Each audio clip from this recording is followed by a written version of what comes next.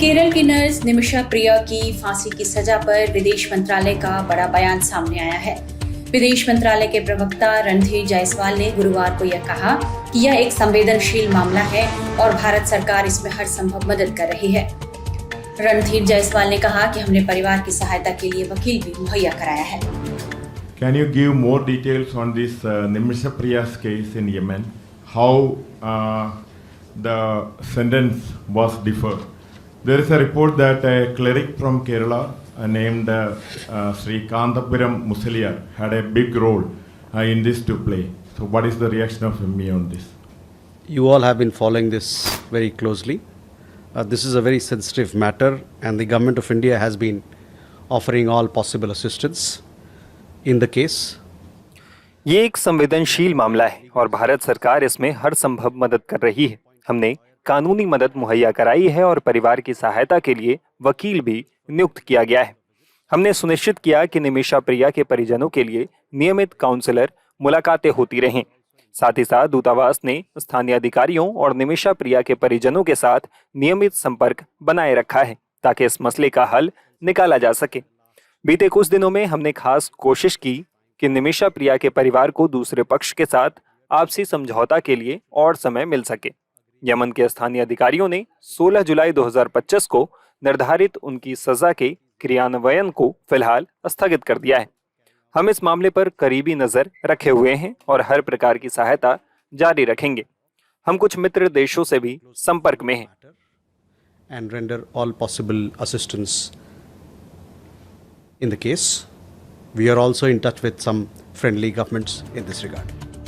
निमिषा प्रिया पर यमनी नागरिक दलाल अब्दुल महदी की हत्या का आरोप है। महदी का परिवार निमिषा प्रिया को फांसी दिलाने की मांग पर अड़ा है और परिवार ने ब्लड मनी भी लेने से इनकार कर दिया है, जिसकी बदौलत निमिषा प्रिया की जान बचाई जा सकती है। ऑल इंडिया जमीयतुल उलेमा के महासचिव और सुन्नी नेता कंथापुरम एपी अबू बकर मुसलियार की पहल पर निमिषा को फांसी से बचाने की पहल जारी है।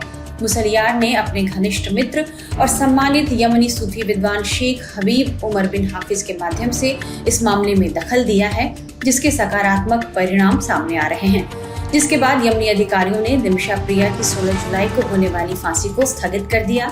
मुसलियार ने कहा कि बदला लेने की तीव्र इच्छा के बावजूद निमिषा प्रिया को माफ करने के लिए दलाल के परिवार के साथ बातचीत चल रही है। यमन में एक कत्ल हुआ। वो कत्ल के बाद कोर्ट में जाके केस हुआ। वो केस में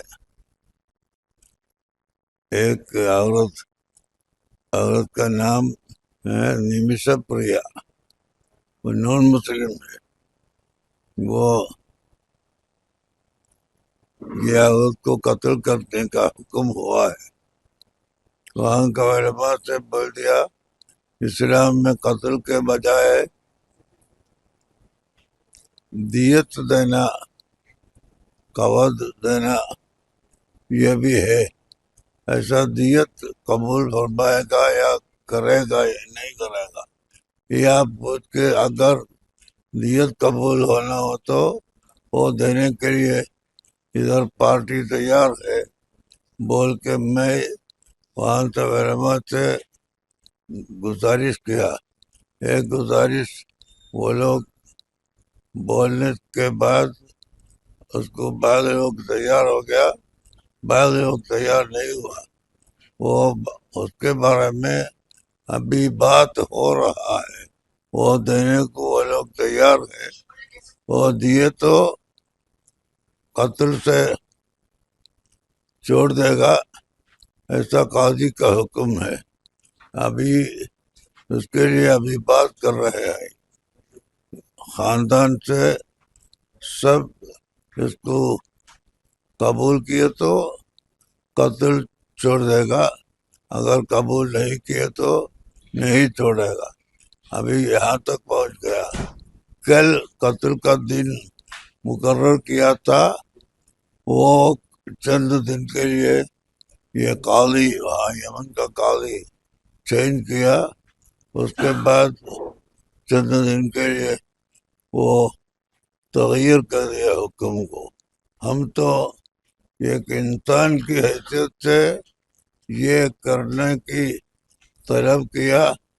ہاں ایسا طلب قبول کیا تو انڈیا میں مسلمان کو بہت آسان ہو جائے گا. یہاں مسلمان ہندو سب ایک ہی پلیٹ فارم میں رہنے والا ہے اور رہنے والوں کو کچھ مشقت کمتی ہوتا ہے.